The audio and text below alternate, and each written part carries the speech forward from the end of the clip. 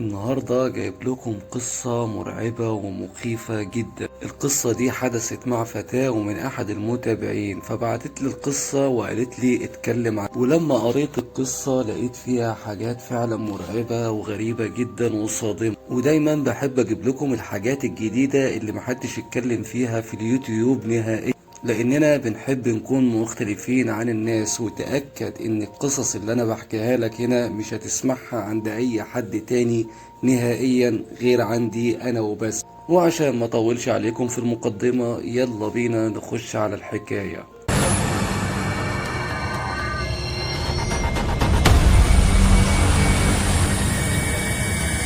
تبدأ حكايتنا لصديقتنا إن هي رايحة المقابر لخالتها المتوفية قريب، وكانت بتحب خالتها كتير لأن هي اللي ربتها واعتنت بيها من صغرها. ولكن البنت كبرت واتجوزت وسافرت وما شافتش خالتها لما مات، فحزنت على خالتها حزن شديد ورجعت من السفر أول ما سمعت الخبر، وزعلت زعل شديد إن هي ما حضرتش جنازتها ولا الدفنة بتاعتها، وراحت لخالتها المقابر وهي حزينة والدموع في عينيها طول ما هي ماشية، ورفضت إن أي حد يروح معاها المقابر وأصرت إن هي تروح لوحدها. وكانت خالتها كانت مدفونة في قبر أمها وأبوها اللي كانوا متوفين، وراحت المقابر في وقت العصر، ولكن كانت الدنيا ساكتة نهائيا. في المقابر كانت صامتة في تلك اليوم، فوصلت إلى قبر خالتها وقعدت تقرأ لها قرآن، وكانت بتبكي بقهر شديد عليها لأنها لم تودعها. وهي قاعدة عند القبر رأت سيدة عجوز داخلة المقابر، وكانت لابسة اسود في اسود، كان شكلها مخيف وشعرت بالرعب والخوف أول ما شافتها. وكان يتبعها الكثير من الغربان، ولكن لا تعلم من أين أتت الغربان بهذه الكمية. بتقولك شعرت بالرهبة والخوف أول لما شفت الست العجوزة دي. الست العجوزة بصت لها وشعرت كأن قلبها يقف من شدة الرعب والفزع اللي شافتهم في وش العجوزة. وكنت أريد الرحيل، ولكن فضولي منعني واتبعت تلك المرأة العجوز، فذهبت بين القبور وجلست أمام أحد القبور.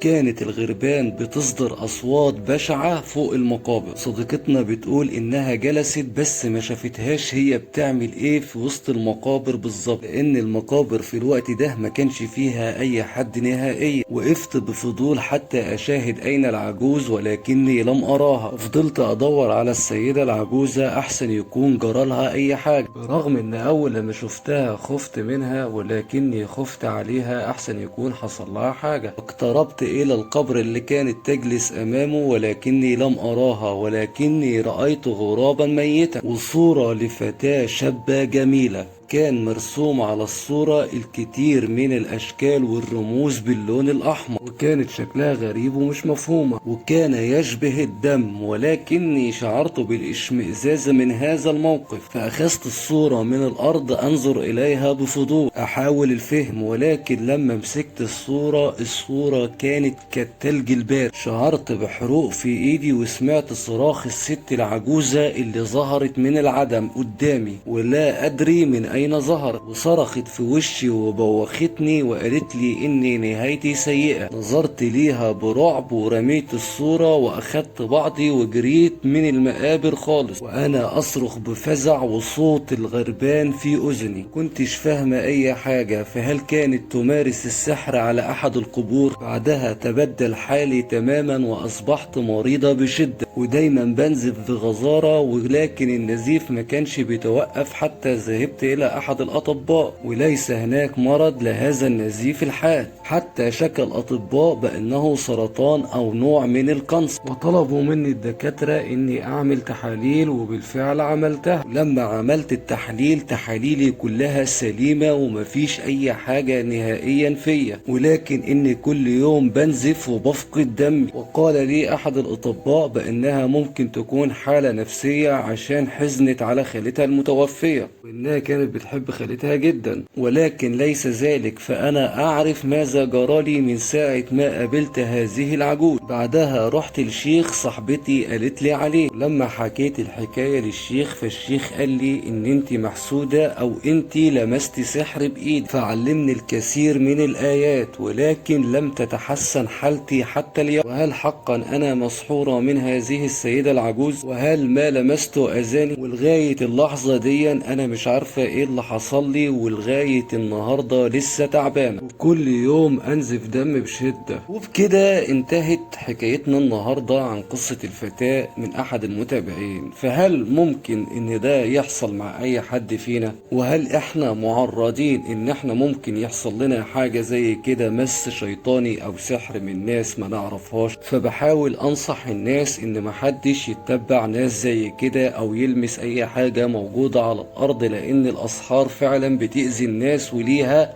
طريقة معينة لفك الأسحار اللي زي دي. وفي نهاية قصتنا ياريت تنزل تشترك في القناة وتفعل زر الجرس، واوعى تنسى اللايك الجميل بتاعك عشان تلاقي قصة جديدة ورعب ومحمسة ليكم. تحياتي، حكايات محمد.